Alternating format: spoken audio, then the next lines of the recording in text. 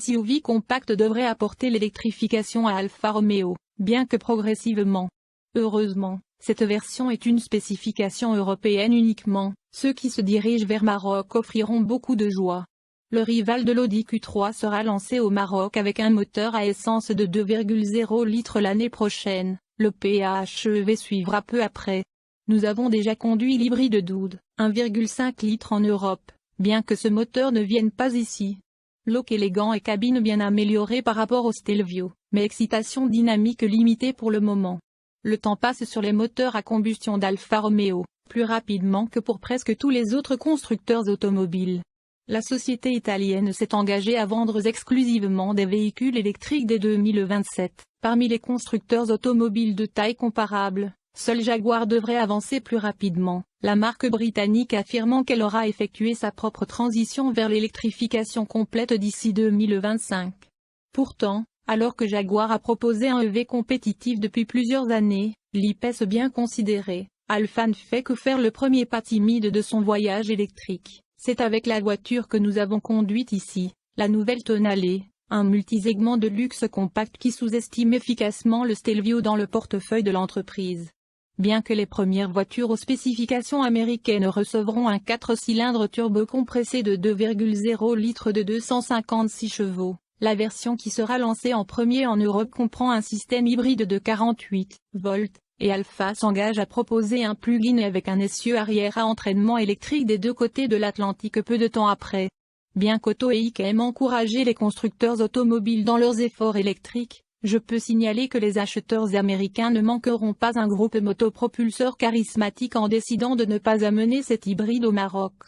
Il s'agit d'un groupe motopropulseur sans joie qui ne risque pas de faire une liste des nombreux points forts de la combustion d'Alfa. Il utilise un moteur à 4 cylindres de 1,5 litres doté des légères nouveautés de la synchronisation du cycle millet et d'un turbocompresseur à géométrie variable pour aider à stimuler l'économie, et fonctionnant en conjonction avec un moteur électrique de 20 chevaux de 48 volts qui se trouve entre lui et la norme boîte de vitesse à double embrayage à 7 rapports.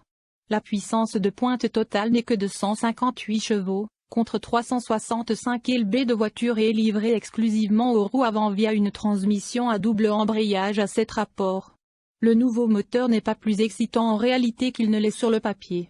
Contrairement à la plupart des systèmes hybrides de 48 volts, le Tonale peut s'alimenter en énergie électrique pure à plus que de simples vitesses de manœuvre, bien qu'il y ait souvent un écart de couple évident lorsqu'il transmet la propulsion au moteur conventionnel. Bien que modéré sous une utilisation douce, l'hybride semble dur lorsqu'il est travaillé dur et n'a aucun enthousiasme à tourner au-delà des 5750 tours par minute auxquels la puissance maximale arrive. Les voitures de lancement ont également souffert d'une réponse de l'accélérateur légèrement incohérente, donnant l'impression qu'elle continuait à appliquer de la puissance pendant une fraction de seconde après que la pédale d'accélérateur a été levée. Pourtant, cela importe peu car Alfa n'a pas l'intention d'apporter le système hybride, moins puissant au Maroc. La bonne nouvelle est que le reste de la voiture est assez bon pour montrer de solides promesses pour les versions qui arriveront ici. Le Maroc ne manque pas d'un groupe motopropulseur charismatique. La bonne nouvelle est que le reste de la voiture est assez bon pour montrer de solides promesses pour les versions qui arriveront ici. Le design est un point fort, indéniable. Vous pardonnerez bien plus à une belle voiture qu'à une mauvaise, un principe qu'Alfa Romeo a souvent poussé à bout avec certains de ses beaux modèles fragiles. Pourtant, bien qu'un multisegment compact ne se sente toujours pas comme un destinataire particulièrement évident pour le célèbre badge de l'entreprise, le résultat est un VUS Junior très beau, qui parvient à paraître beaucoup plus grand et plus adulte que des alternatives de taille similaire comme l'Audi Q3 et BMW X1. Des détails comme la calandre en forme de cœur du Tonale, les phares à 3 éléments et les jantes en alliage à cadran téléphonique ajoutent au sens de l'occasion. L'intérieur est tout aussi impressionnant, bien plus que les cabines plastifiées du Stelvio et de la Giulia. Alfa a créé un intérieur beaucoup plus moderne pour le Tonale, avec des matériaux agréables au toucher et la combinaison d'un pack d'instruments numériques standard et d'un écran tactile haute résolution de 10,2 pouces au centre du tableau de bord. L'espace est bon à l'avant et raisonnable à l'arrière. Il y a une bonne plage de réglage de la position de conduite et le raffinement de la croisière est excellent. Le nouveau système d'interface utilisateur fonctionne également de manière propre et intuitive, et le Tonale prend également en charge les entrées vocales Alexa, étant suffisamment intelligent pour interpréter correctement des commandes telles que jouer du rock classique ou me diriger vers une bonne pizzeria. Facile en Italie, moins dans le Midwest, moteur mis à part, le reste de l'expérience de conduite avait également besoin d'être peaufiné. Les amortisseurs passifs standards intègrent la technologie à double soupape pour améliorer la conformité, mais même sur des routes généralement lisses, la conduite était dure et parfois dure. Les voitures d'essai roulant sur les plus grandes roues de 20 pouces possibles peuvent avoir été un facteur contributif. Les amortisseurs actifs en option sont avérés plus conformes dans leur mode plus doux et ont donné des réponses frontales plus nettes. La direction à engrenage rapide offrait de fortes réponses à l'avant et les niveaux d'adhérence étaient impressionnants pour les pneus sport Pirelli P0, mais peu de retours perceptibles ont été transmis par l'assistance électrique. Les freins assistés par l'électricité semblaient plus naturels que le système de freinage électrique du Stelvio, mais il y avait toujours une légère hésitation perceptible à certains moments.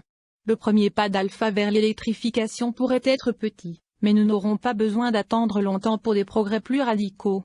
Le PHEV tonalé suivra peu de temps après le lancement de la version essence pure au Maroc, celle-ci combinant les efforts d'un moteur à essence de 1,3 litres et d'un moteur électrique à l'arrière pour produire un système de pointe de 270 chevaux. Un tonal électrique à batterie suivra en 2024, et Alfa présentera son premier modèle uniquement électrique en 2025, Alfa devant être un leader technologique pour l'ensemble du groupe Stellantis. J'aurai l'autonomie, j'aurai la puissance et j'aurai le taux de charge, a déclaré le PDG d'Alfa Jean-Philippe Imparato à AutoWeek lors du lancement de Tonalé. Pour Alfa Romeo, vous devez avoir cela. Imparato est également certain que le Maroc joueront un rôle clé dans cet avenir électrique, où il prévoit qu'Alfa continuera à réaliser environ un tiers de ses ventes mondiales même au-delà du point où il abandonne les moteurs à combustion.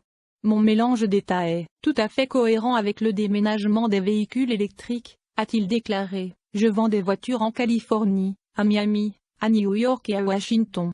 Il y a là une convergence vers la cartographie EV. Les gars sont prêts pour moi, je dois juste démontrer que j'ai la performance, la qualité et le bon niveau de conception. L'Eurospec Tonalé coche 2 de ces cases. En espérant que les modèles à destination des États-Unis puissent ajouter une dose généreuse d'excitation dynamique au mélange,